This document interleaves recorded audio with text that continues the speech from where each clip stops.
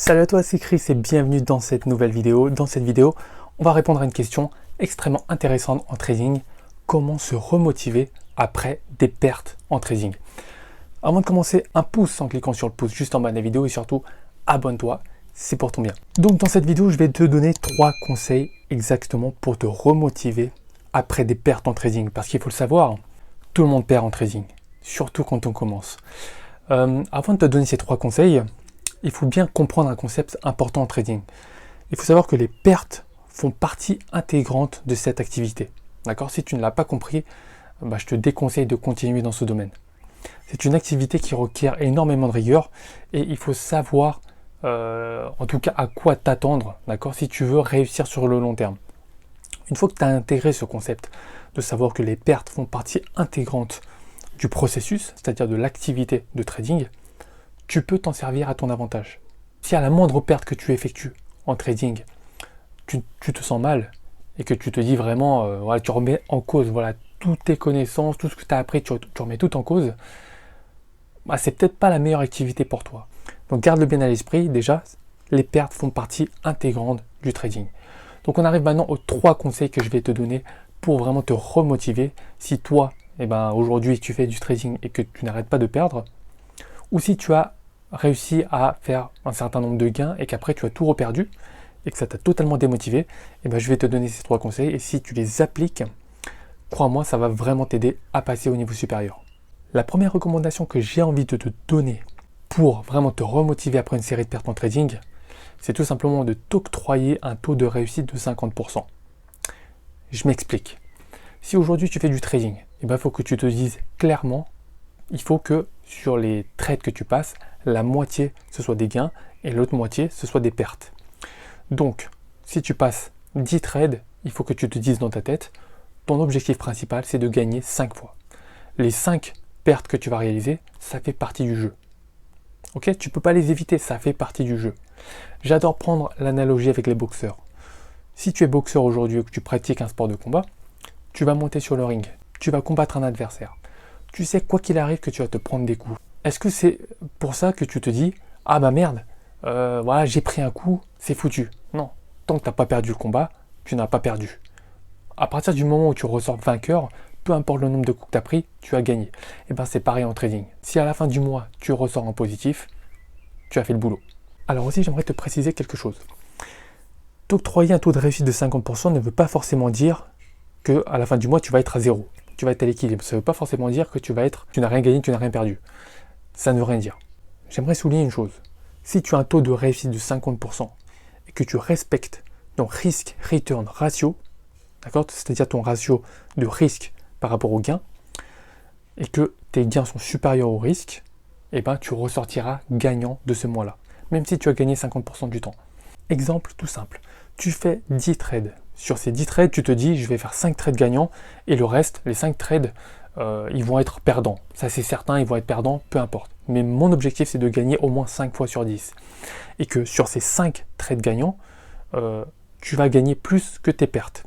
Donc, je te prends l'exemple, tu passes 10 trades, 5 trades gagnants, 5 trades perdants. Sur chaque trade gagnant, tu gagnes 100 euros. Donc, 5 fois 100 égale 500 euros. Tu as gagné 500 euros.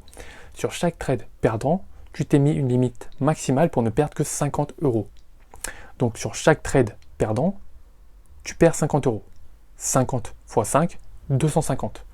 Donc, tu as gagné 500 euros d'un côté, tu as perdu 250 de l'autre, il te reste 250 euros dans ta poche. Donc tu vois très bien que mathématiquement, même en ayant raison 50% du temps, c'est-à-dire que sur 10 trades, tu as eu gagné que 5 trades, à la fin du mois, tu ressors en positif. Est-ce que ça, c'est pas beau? C'est magnifique, c'est magnifique. Et c'est ça le principe même du trading que j'ai envie de te faire comprendre. Tu n'as pas besoin d'avoir un taux de réussite de 8 sur 10. D'accord? Tu n'as pas besoin d'avoir un taux de réussite de 90%, de 80%, de 70% pour gagner en trading. Tu peux même avoir un taux de 50%. J'irai même plus loin, un taux de 40%. Tu peux avoir raison 40% du temps et gagner de l'argent en trading si ton ratio risk-return est très bon. Ton gain doit toujours être supérieur à tes pertes d'au moins 2 fois, au grand minimum 2 fois. Et 3 fois, c'est encore mieux. Mais ça, c'est une règle fondamentale du trading que j'ai envie que tu respectes. Donc ça, c'est la première règle. Et la première recommandation, vraiment, c'est octroie-toi un taux de réussite de 50%. Et donc, en parallèle, il faut que tu respectes le risk-return ratio de 1 pour 2. Deuxième recommandation que je te donne, il faut trader le capital que tu peux te permettre de perdre. Et seulement le capital que tu peux te permettre de perdre. Si aujourd'hui tu vas trader un capital de 5 000 euros, si demain ces 5 000 euros disparaissaient, est-ce que ça changerait quelque chose à ton train de vie? Est-ce que tu galérerais à la fin du mois pour t'acheter à manger? Est-ce que tu vas devoir t'endetter pour payer ton loyer ou autre chose? À partir du moment où ça impacte ton train de vie, laisse tomber. Mais vraiment, c'est ça que je viens de te faire comprendre. Tu as d'un côté, et je ne le répéterai jamais assez, ton fonds d'urgence, et de l'autre côté, vraiment le capital que tu peux te permettre de perdre. Tu ne vas trader que ce capital-là. Et ça va avoir plusieurs impacts. Le premier, c'est l'impact psychologique. Voilà, si tu utilises un capital qui effectivement ne va pas t'emmener à la rue si jamais tu le perds, ben, crois-moi, psychologiquement, ça va être différent. Ça ne va pas t'obliger à sortir de la position prématurément. Si tu utilises le capital qui est vraiment important pour ta survie au quotidien, et que tu vois que ça commence à faire du moins 5%, crois-moi, tu vas commencer à trembler. Donc là, en fonction des stratégies, en fonction des trades que tu vas faire, si tu utilises du capital qui est au-delà de ton capital d'urgence, crois-moi, ça fait une énorme différence. Donc deuxième recommandation, ne trade que la capital que tu peux te permettre de perdre. Troisième recommandation que je vais te donner, considère chaque perte comme une leçon et non pas une erreur.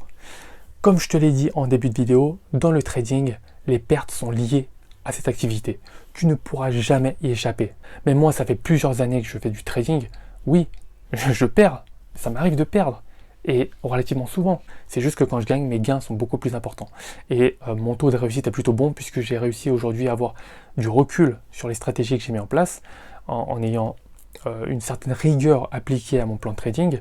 Donc je sais vraiment les erreurs que j'ai faites dans le passé, j'ai pu les corriger.